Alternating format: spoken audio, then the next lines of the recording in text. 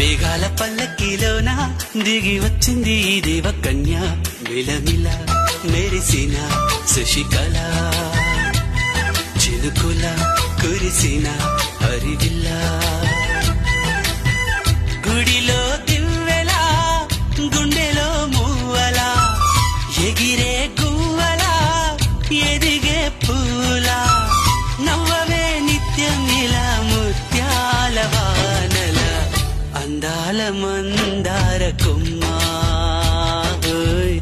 అల్లారు